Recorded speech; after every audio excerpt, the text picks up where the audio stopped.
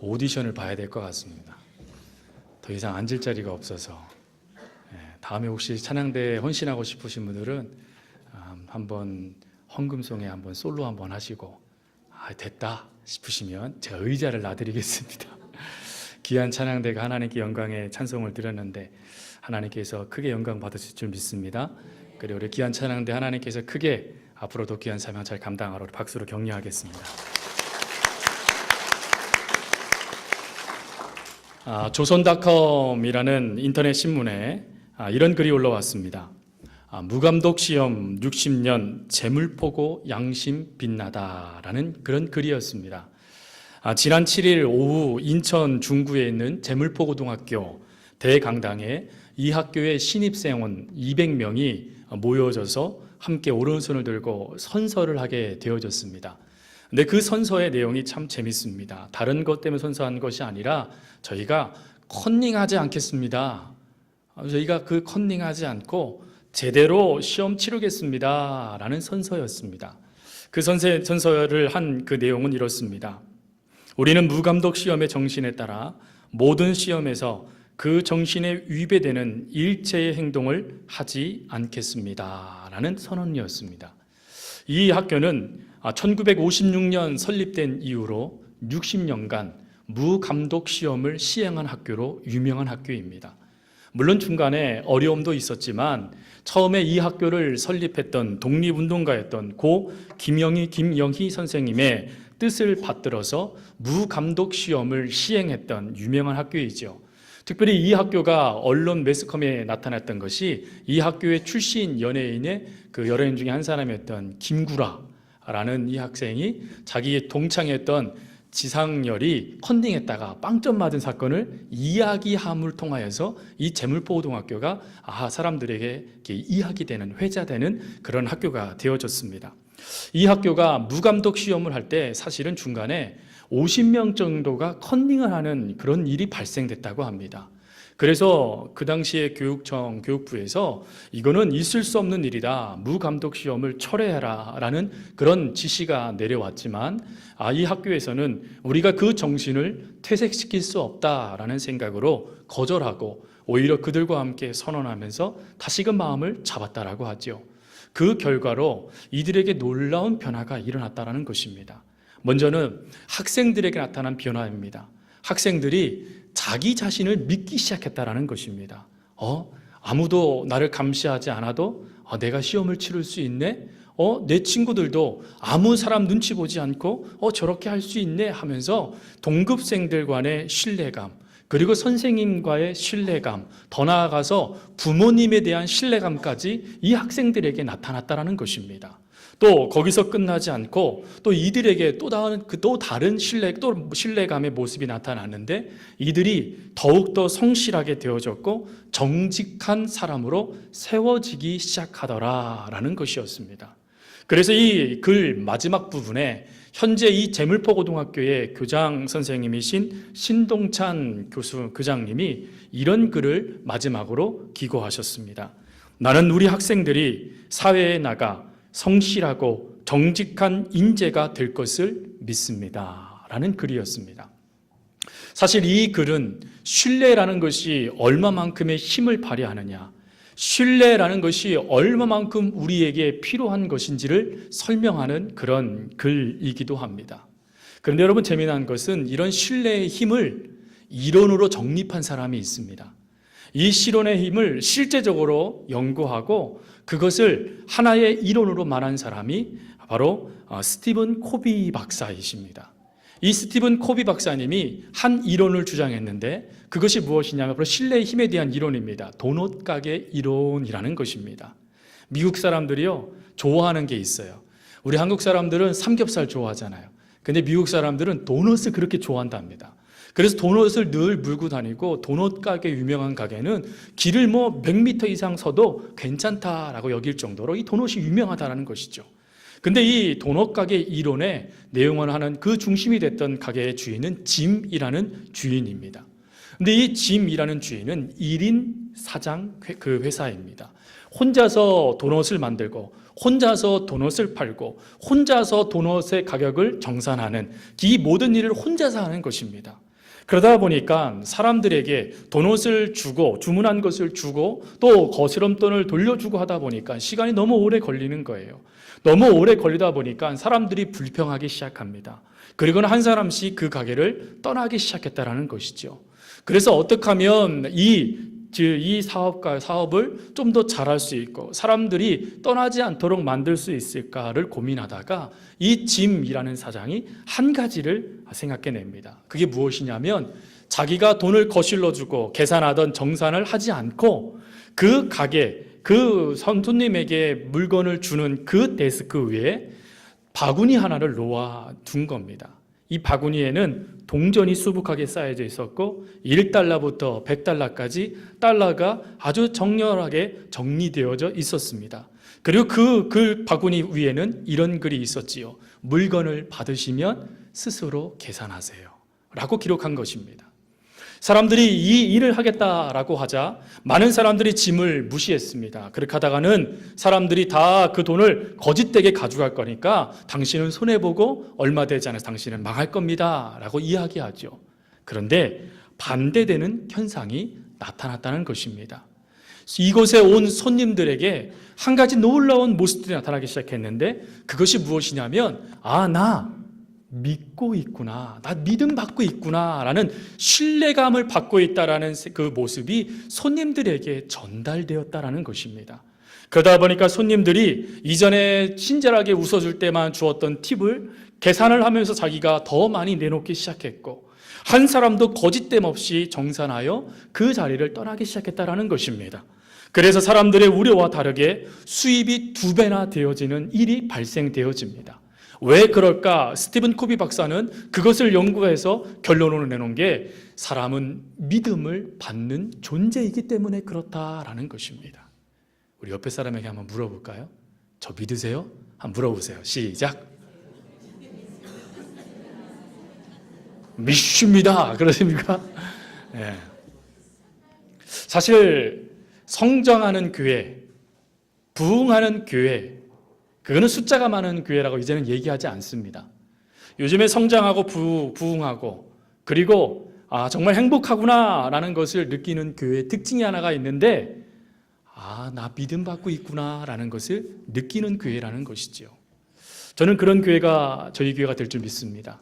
하나님께서 그렇게 만들어 가실 겁니다. 믿음을 주는 교회, 목사는 성도를 믿고 성도는 목사를 믿고 성도는 성도를 믿어가면서 나 당신 믿고 있어요 라고 하며 끝까지 그 손을 놓지 않은 아름다운 공동체가 될 수 있기를 바랍니다.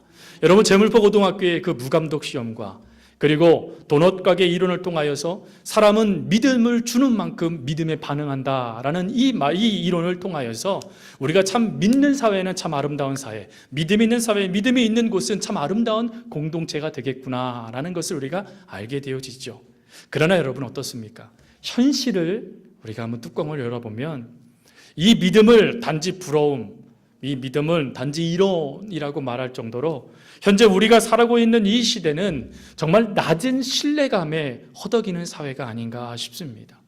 얼마 전에 조사에 의하면 한국인들 가운데 우리 한국인이 한국인을 몇 %나 믿을까? 100명을 기준으로 잡는다면 100명 중에 몇 명이 한국 사람을 믿을까를 연구하여 발표했습니다. 근데 그 발표에 의하면 한국 사람이 한국 사람을 신뢰합니다, 나 저 사람 믿습니다 라고 말한 퍼센테이지가 28%라는 것입니다. 즉 100명 중에 28명만 나 당신 믿어요 라고 하면서 믿음의 모습을 보여주고 있다는 것이죠. 그러면서 그 조사에 대조적인 스칸디나비아 국가들의 믿음, 신뢰감을 주는 그 퍼센테이지를 비교해서 올려놓았습니다. 그 비교표에 보니까 스칸디나비아의 사람들은 몇 %가 100명 중에 내가 당신 믿어요 라고 말하는지 봤더니 잠깐만 68%, 70%에 가까운 사람들이 나 당신 믿고 있습니다 라고 하면서 신뢰를 표명하더라라는 것입니다. 그러나 우리나라의 현실은 그거와 현저하게 낮은 신뢰감.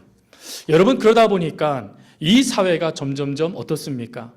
믿을 수 있는 사회가 아니라 점점점 신뢰할 수 없는 늪에 빠져버리는 사회가 되어져 버리고 있는 것 같습니다. 심지어 이제 얼마 후면 저희가 국회의원 선거를 해야 됩니다. 국회의원 선거를 할 때도 방송에서든 또 우리 주변의 사람들과 이야기 나눌 때든 늘 나오는 말 중에 하나가 무엇입니까? 에이, 믿을 수 없어 라는 것이죠.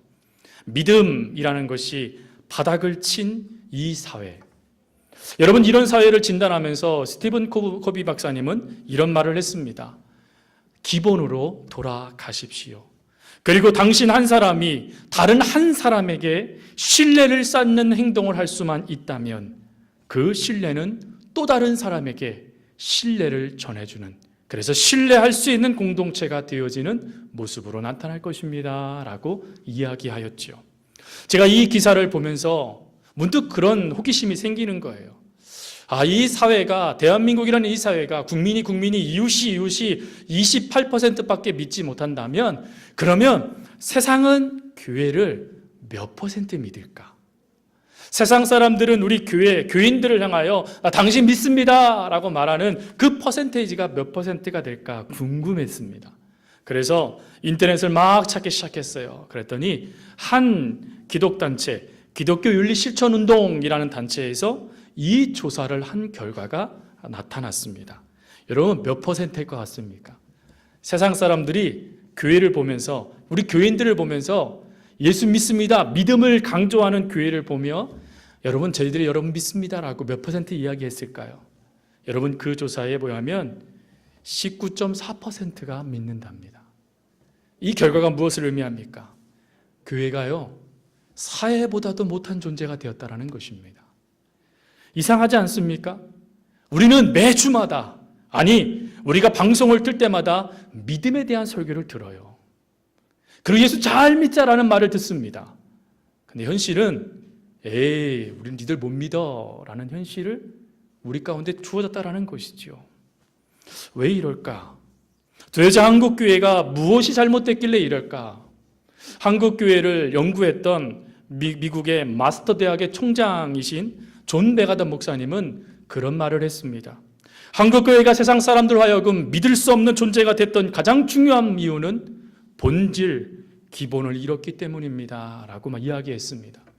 본질, 기본을 잃어버린 채 세상에만 좋게 보여지고자 애쓰는 몸짓이 오히려 한국교회가 세상과 구분되지 않는 믿을 수 없는 공동체가 되어져 버린 것입니다 라고 진단했다라는 것이죠. 여러분, 왜 우리 한국교회가 사회보다 낮은 신뢰감, 그 낮은 신뢰감의 늪에 빠져서 오늘 우리들만을 위한 공동체를 만들고 있는 것인가요? 아마 본질, 기본, 이거를 놓친 결과라고 이야기했던 목사님의 그 말씀들이 맞는 말씀일 것입니다. 그러면 여러분, 우리는 매주마다 아멘 믿습니다, 믿음으로 살겠습니다 라고 고백하고 있다면, 그렇다면 도대체 우리가 놓친 믿음의 본질은 무엇이냐라는 것이죠. 도대체 우리가 무엇을 놓쳤기에 이런 평가를 받고 있느냐 하는 것입니다. 오늘 본문의 말씀에는 두 여인이 나옵니다. 원래는 세 여인이지요. 첫 번째로는 시어머니 나오미, 그리고 첫 번째 동서였던 오르바, 그리고 막내 동서였던 룻, 이 세 사람이 오늘 성경의 주인공입니다.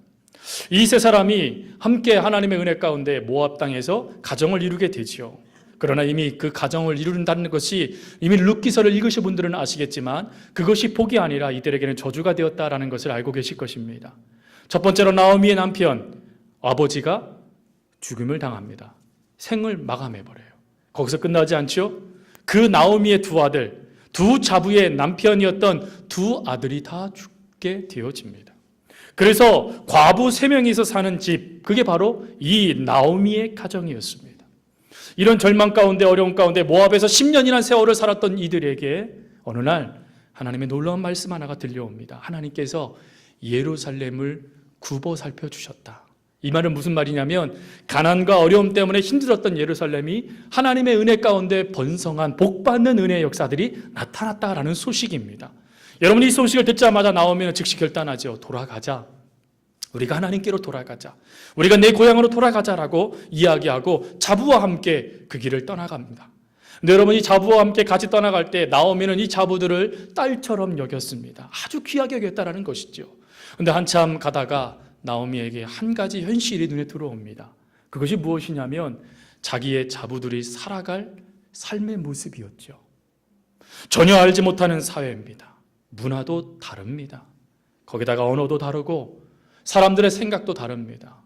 심지어요, 자기가 떠나왔을 때 사람들을 자기 친척과 익숙한 곳을 떠나가는 자기들을, 근데 망해서 돌아오는 자기들을 봤을 때 어떤 눈치로 우리를 볼 것인지를 나오미는 알고 있었습니다. 그래서 그 아픔을 자녀 자부들에게 주고 싶지 않아서 자부들에게 2번이나 강하게 이야기하죠. 돌아가라. 여기서 이 돌아가다라는 이 단어는 어느 때 쓰여지는 단어이냐면 회개하다, 돌이키다라는 뜻에서 쓰여지는 단어입니다. 그래서 돌아가라라는 것은 무엇을 의미하는 거냐면 너희가 나를 만나기 전의 모습의 삶으로 회복된 삶을 살아라. 그때 그 좋았던 모습으로 가서 살아라 라고 이야기해 주고 있는 것이죠. 여러분, 이 말에 어떻게 합니까? 오르바는 울면서 어머니의 곁을 떠납니다. 아이고, 나오미 그거밖에 안 되네. 여러분, 이렇게 얘기하면 안 됩니다. 여러분들이 만약 나오미라면 어떻게 하시겠습니까? 여러분들이 만약 오르바라면 어떻게 하시겠습니까? 그렇게 말씀하실 수 있으시겠습니까? 없으실 거예요. 근데 성경은 이 오르바는 여기서 멈춰집니다.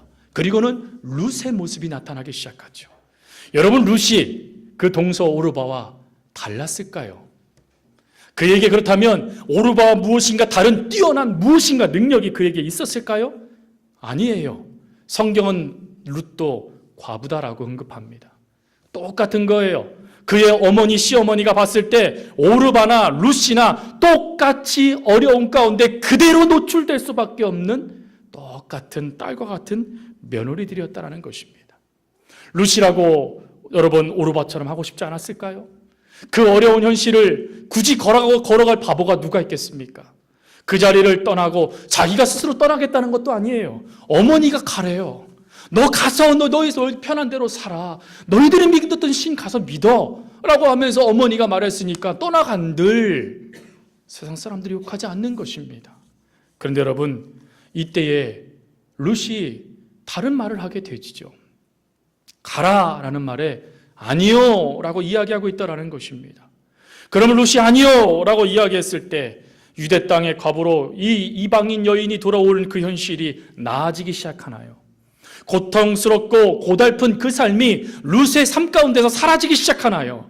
아니지요. 룻기를 읽어보신 분들은 아시겠지만 이들에게 주어지는 삶은 고달팠습니다.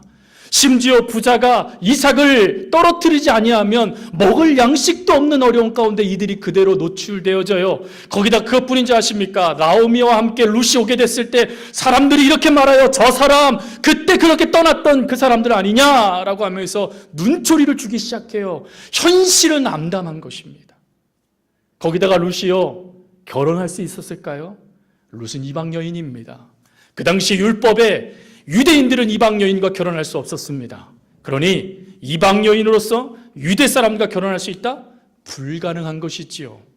여러분, 이런 불가능 가운데 룻이 갈등할 수 있었던 것은 당연한 것일 것입니다. 그런데요, 이런 낮은 신뢰의 늪에 빠져서 자기도 돌아가 버려 예전에 익숙한 모습으로 그대로 돌아갈 수 있는 상황 가운데 룻이 놀라운 고백을 하게 되지요. 어머니의 백성이 내 백성, 어머니가 기거하는 땅이 내가 기거할 땅, 어머니의 하나님이 내 하나님입니다 라고 고백하고 있다는 것입니다. 그렇다면 여기서 우리가 한 가지를 더 생각해 봐야 돼요. 그렇다면 룻이 경험한 하나님은 어떤 하나님입니까? 룻이 나오미와 함께 10년 동안 그 집안에서 살면서 경험했던 하나님은 어떤 하나님이냐는 것이지요. 풍요롭고 복주고 형통케 하고 나가도 복을 받고 들어가도 복을 받는 그런 축복의 하나님이셨을까요? 아니었습니다. 여러분, 룻은 오늘날로 따지면 예수 잘 믿는 믿음의 가정에 시집온 예수 안 믿은 불신 며느리입니다. 여러분, 예수 안 믿는 불신 며느리가 예수 믿는 사람으로 바뀌기 위해서 무엇이 필요할까요? 하나님 믿으니까 정말 복 받는구나, 정말 하나님 믿으니까 이렇게 잘 되는구나 라는 그런 확신들이 이들에게 있어야 되지, 믿음이 발동되지 않겠습니까? 나도 믿어봐야지 이 생각 들지 않겠습니까? 근데 나오미가 경험한 하나님은 어떤 하나님입니까? 잔인하신 하나님이십니다. 가장으로서 가정의 경제를 이끌어가야 될 남편, 그리고 시아버지, 그리고 심지어 아버지까지 다 하나님께서 죽이셨습니다. 아무것도 남아있지 않고 거지처럼 되게 만들어 버리셨다는 것입니다. 여러분, 이렇다면 혹시 불신면으로서 예수님 믿었던 우리 귀한 성도님들 계십니까? 이렇다면 여러분 예수님 믿으시겠습니까?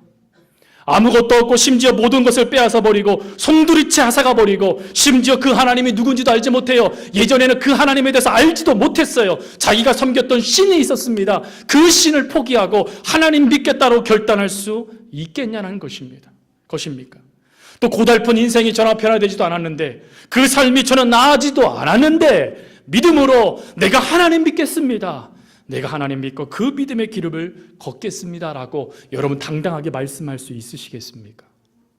안타깝게도 저를 비롯해서 우리들 모두가 다 그러지 못할 겁니다. 그렇다라고 아멘을 하지만 현실의 뚜껑을 닫고 심지어 그 고통의 한가운데 우리가 서게 되어지면 우리는 하나님을 믿는다는 말보다는 하나님을 향하여 원망하는 말을 더 많이 하게 되어지는 것, 그게 우리들의 모습이라는 것이죠. 그런데 여러분, 도대체 룻에게 어떤 믿음이 크게 들어갔기에 이와 같이 완전히 무너질 수밖에 없는 낮은 신뢰의 늪에서 오늘 우리들이 말씀을 읽어봐도 참 대단하다라는 그런 높은 신뢰의 모습으로 룻이 믿음의 삶을 살았던 것일까요? 도대체 어떠한 믿음의 모습이 그에게 있었기에 하나님은 이 이방 여인을 통하여 가정을 꾸리게 하시고, 그리고는 나오미를 위롭게 하시며 심지어 우리의 참된 메시아이신 예수 그리스도까지 낳게 하시는 믿음의 조상이 되게 하셨을까요? 여러분, 이 질문의 답이 바로 오늘 본 우리가 함께 주부에 실려져 있는 제목의 내용입니다. 충성, 믿음으로 살아가는 것이라는 제목 말이죠. 여러분, 충성이라는 것이 무엇입니까? 보통 우리가 충성 그러면 열심히 몸으로 무엇인가 행하는 것이라고 생각합니다. 또 정말 상관이 정말 그 밑에 있는 부하에게 너 이렇게 해라고 말했을 때 yes sir 하면서 즉시 그렇게 움직이는 것이 충성이라고 생각할 것입니다. 그런데 성경에서 말하는 충성은 그게 아닙니다. 성경에서 말씀하시는 충성은 행위적인 충성을 말씀하지 않으십니다. 오늘 하나님께서 말씀하신 충성, 이 말씀을 통하여 우리가 이 속에 담겨져 있는 비밀을 깨닫는다면 저희들도 하나님의 은혜 가운데 이 룻처럼 믿음으로 반응하며 믿음으로 담담하게 그 길을 걸어가는 그 모습들이 저희들에게도 나타날 것입니다. 여러분, 그러면 충성이라는 것이 무엇일까요? 말씀의 제목이 뭐예요? 충성 다음에 뭐라고 돼 있죠? 믿음으로 살아가는 것이래요. 그러면 여러분, 충성이라는 것이 뭐겠습니까? 믿음이라는 거예요. 여기까지 얘기하면 제가 설교할 필요가 없지요. 하나님이 우리에게 말씀할 필요가 없지요. 그냥 예수 잘 믿어 이러면 되는 거니까요. 근데 하나님이 말씀하고 싶은 것은 이 믿음이 뭐냐는 것입니다. 이 믿음이라는 이 단어는 피스티스라는 단어입니다. 이 단어는 우리가 잘 알고 있듯이 하나님, 내가 하나님 믿습니다 라는 믿음을 말할 때 쓰여지는 단어이지요. 근데 여러분, 이 믿음이 어디에 쓰여졌냐면, 이 충성이라는 이 믿음이 어디에 쓰여졌냐면 고린도전서 13장 13절 말씀에 가보면 믿음, 소망, 사랑, 이 세 가지는 항상 있을 것인데 그 중에 제일은 사랑입니다 라고 말했을 때 그 믿음, 이 앞에 있는 이 믿음이라는 단어가 피스티스, 충성이라는 단어입니다. 거기다 끝나지 않고 골로새서 1장 7절 말씀에 가보면 그리스도의 신실한 일꾼인 나 바울은이라고 되어 있습니다. 여기서 이 신실하다라는 이 단어는 피스티스의 형용사인 피스타오입니다. 아유, 목사님, 이거 한국말도 어려운데 왜 자꾸 헬라어를 이렇게 피스타오 얘기합니까? 예, 그렇다는 거예요. 이건 잊으셔도 돼요. 그렇다는 거예요. 그런데 제가 지금 말씀드리고 싶은 것은 피스티스가 나타난 어근, 원래 단어입니다. 이 피스티스가 나타난 원래 단어가 페이도라는 단어입니다. 여러분, 이 페이도는 믿음을 뜻할 때 쓰여지는 단어인데 특별히 이 뜻은 오늘 우리가 놓쳤던 본질을 담고 있습니다. 믿음이 무엇이냐라고 정의한다면 페이도입니다 라고 말하면 됩니다. 그럼 페이도가 뭡니까? 페이도의 뜻은 이런 뜻입니다. 설득당하다, 승복하다, 그 상태로 믿음으로 살아가다 라는 뜻입니다. 이해되지 않습니다. 환경은 여전히 어렵습니다. 달라진 건 아무것도 없습니다. 기도해도 내 몸에 있는 병 하나 해결하지 못하고, 기도해도 내 가정의 경제적인 문제 하나 해결하지 못하고, 기도해도 내 자녀의 믿음 하나 제대로 이끌지 못하는 연약함이 그대로 있지만 아멘, 믿습니다 라고 고백하며, 하나님, 그럼에도 불구하고 제가 하나님을 믿습니다. 제가 하나님 앞에 승복합니다. 그리고 이 상황 어떻게 되지 않아도 믿음으로 살겠습니다. 이게 충성이라는 것입니다.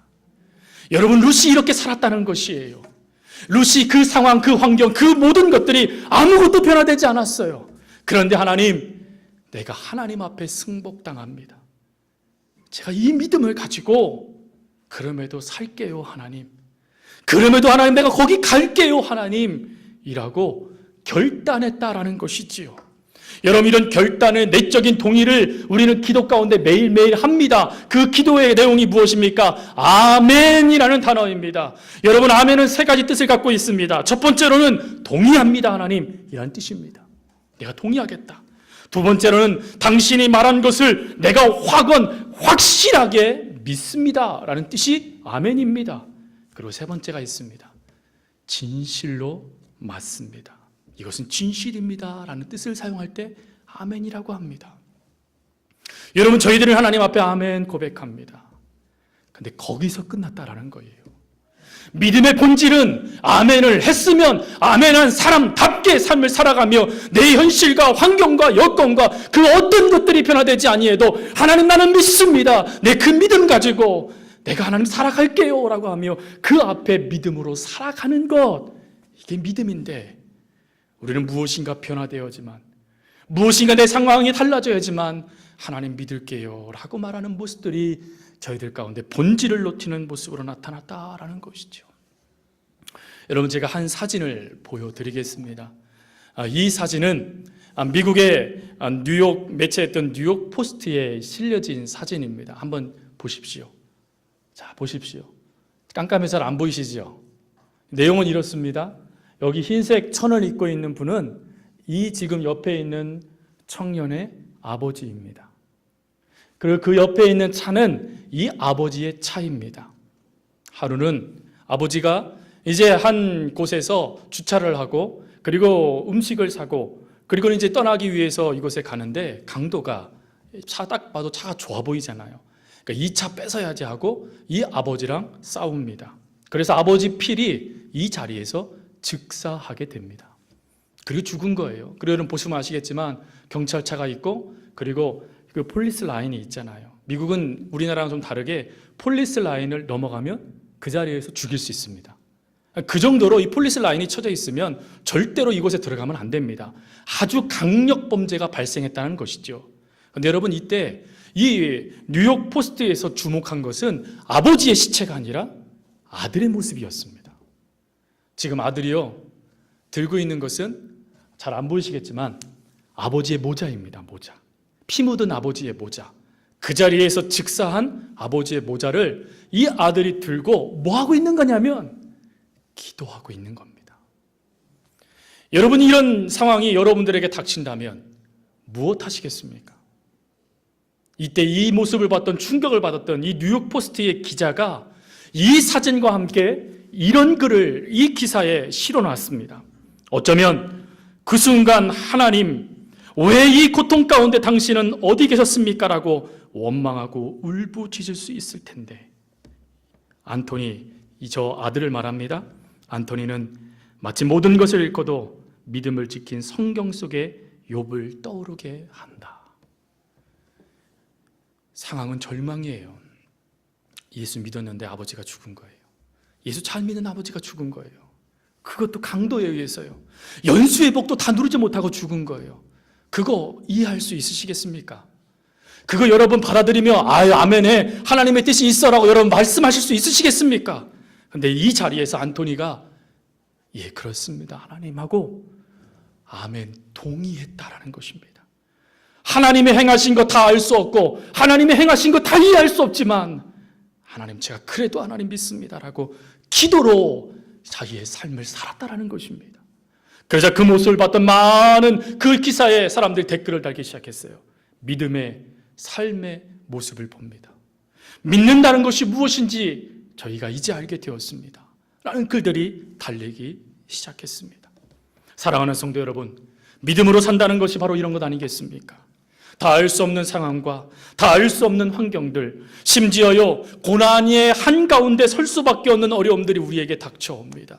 왜 하나님 나에게 이런 고통을 주십니까? 왜 나에게 이 마음을 이렇게 흔들으십니까? 하나님, 내가 하나님께 그렇게 기도하고 내가 그렇게 하나님께 헌신하고 그렇게 봉사했는데 하나님 이게 뭐예요? 라고 말할 수밖에 없는 그 상황, 알 수 없는 그 상황, 도대체 하나님 살아계신 것이 맞습니까? 라고 하며 울부짖을 수밖에 없는 그 상황 가운데 믿음으로 살아가는 고백들이 나타나기 시작하는 거예요. 하나님, 그럼에도 주의 인자는 끝이 없습니다.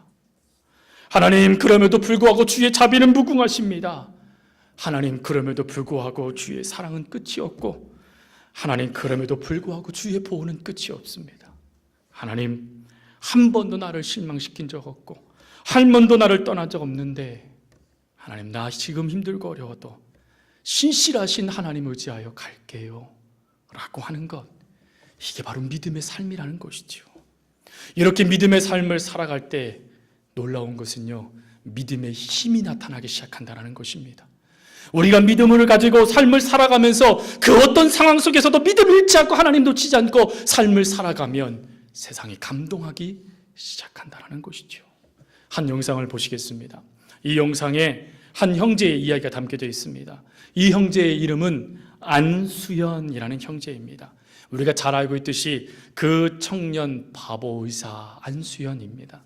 그가 믿음으로 살아갔던 것이 얼마나 능력 있는지 그거를 삶으로 보여준 짤막한 이야기입니다. 함께 보고 제가 나와서 말씀을 정리하겠습니다.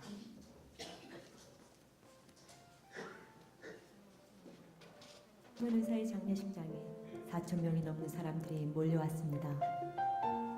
동료 선후배들뿐만 아니라 환자들과 가족들, 병원 청소하는 분, 식당 아주머니, 침대 미는 도우미 등 모인 그들은 모두 가슴에 뜨거운 눈물을 흘리며 그를 그리워했습니다. 그는 매일 밤 회진을 돌며 조용히 제 손을 잡고 기도해 주었습니다.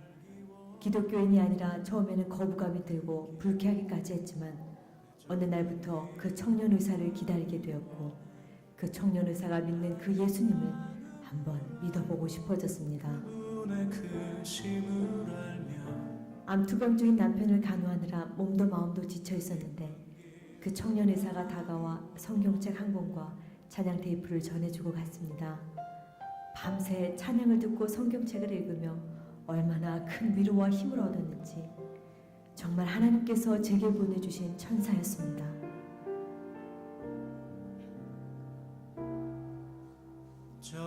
병원 매점 앞에서 오랫동안 구두를 닦아왔는데 제게 항상 허리를 굽혀 공손하게 인사하는 의사는 그 청년이 평생 처음이었습니다.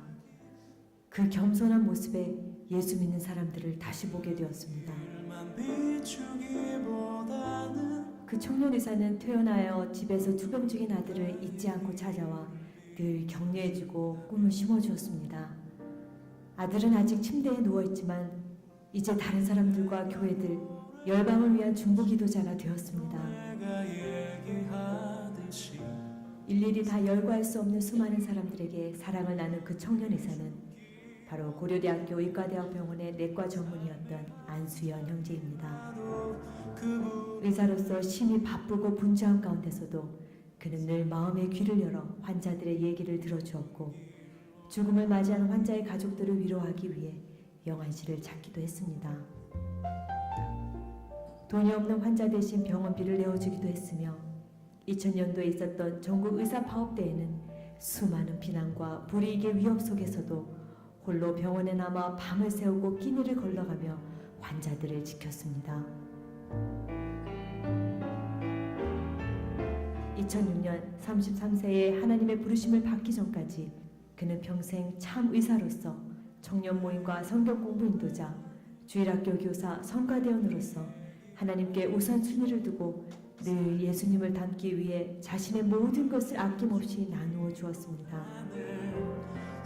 비록 예수님과 같은 짧은 생애였지만 그의 소망대로 하나님은 그를 통해 수많은 사람들에게 생명을 전하게 하셨고 그를 수많은 사람들이 예수님을 기억하도록 돕는 매체가 되게 하셨을 뿐 아니라 그를 만난 사람들의 마음속에 이제 그의 삶을 예수님의 흔적으로 남게 하셨습니다. 그 높은 길로 가기 원하네.